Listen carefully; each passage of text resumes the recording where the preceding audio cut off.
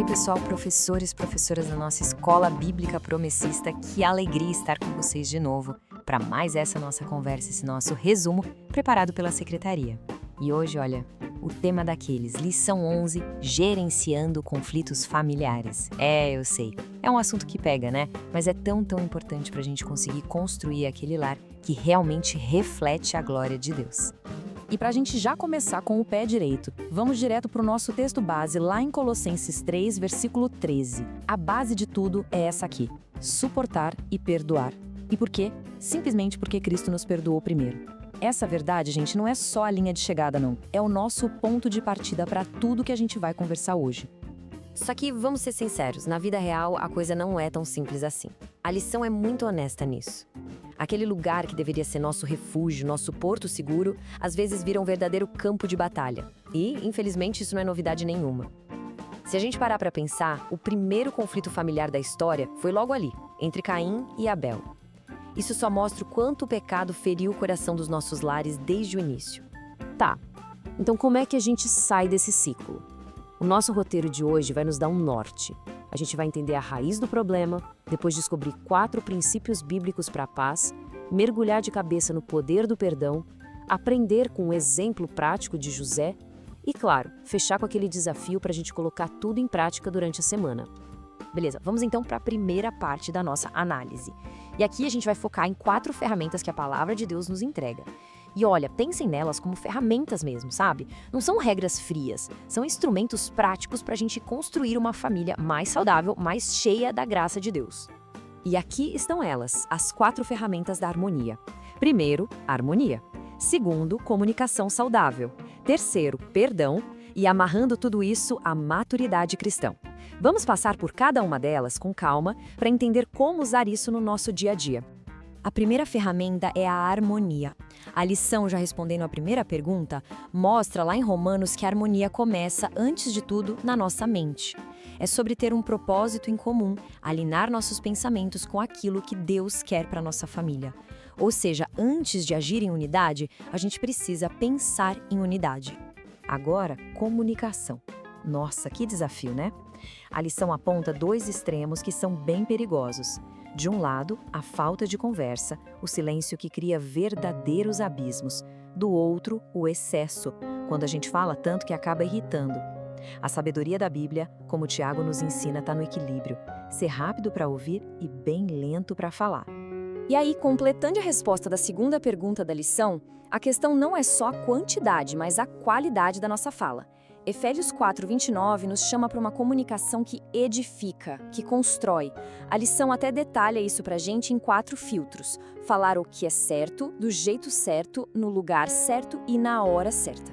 Se um desses falha, já viu, né? O resultado pode ser desastroso, afinal, como diz Provérbios, a nossa língua tem poder de vida e de morte.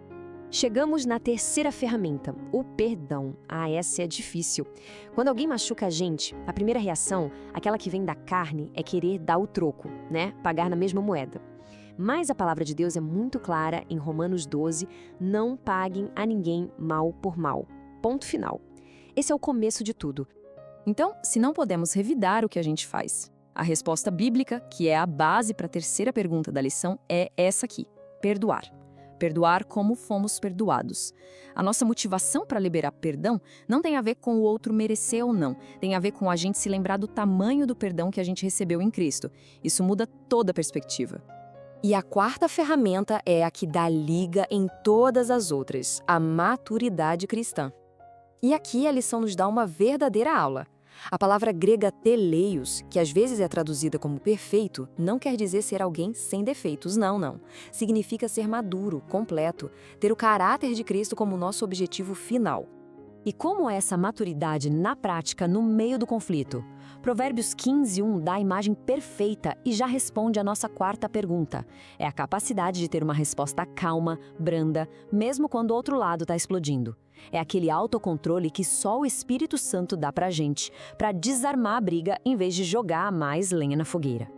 Bom, agora vamos sair um pouquinho da teoria para ver tudo isso funcionando na prática. E sério, não tem exemplo mais poderoso na Bíblia do que a história de José. Uma jornada de dor, traição, mas no fim das contas, uma jornada de perdão e reconciliação. Agora, para um instante e olha bem para esse número. 17 anos. É isso mesmo. A lição destaca que foi esse o tempo que os irmãos de José demoraram para de fato pedir perdão. Dá para imaginar? 17 anos de distância, de culpa, de um relacionamento quebrado. Quanto tempo perdido, quanta dor que se arrastou, tudo por causa do orgulho e da vergonha. E essa história nos joga direto na quinta pergunta da lição, que é uma pergunta bem pessoal. O que tem impedido a gente de buscar reconciliação? É o orgulho? É a vergonha de admitir o erro? A lição nos confronta com uma verdade dura. A falta de perdão pode fazer um conflito durar uma vida inteira. No fim, a dinâmica para consertar as coisas é até simples de entender. Envolve duas ações que se completam. Quem ofendeu precisa ter a humildade de pedir perdão, e quem foi ofendido, por sua vez, precisa ter a graça de aceitar esse perdão. Uma coisa não funciona sem a outra. E aí a gente vê o modelo de José, o lado que foi ofendido, respondendo à sexta pergunta. Ele tinha todo o poder do mundo para se vingar, para humilhar os irmãos, mas ele escolheu um caminho totalmente diferente. Ele governou as próprias emoções, não guardou mágoa e ativamente escolheu a paz. Ele não foi só governador do Egito, ele foi, antes de tudo, governador de si mesmo.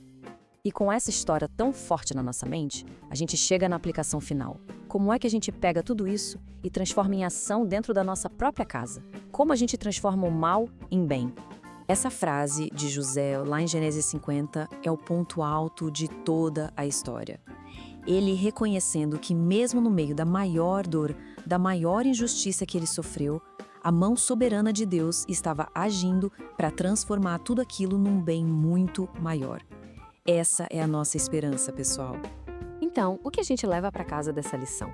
A gente leva desafios diários, preservar a harmonia, buscar uma comunicação que edifica, ter a humildade de pedir perdão e a graça para perdoar. E, acima de tudo, alimentar a nossa maturidade em Cristo. Isso não é uma tarefa de um dia só, é um processo, que depende totalmente da graça de Deus.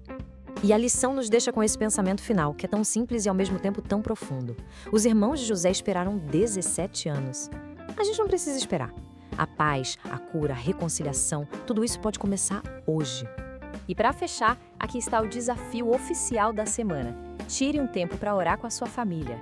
Juntos, peçam para que a paz de Deus, aquela paz que a gente nem consegue entender direito, reine no lar de vocês. Que essa lição inspire conversas, atitudes e principalmente transformações. Que Deus abençoe a todos.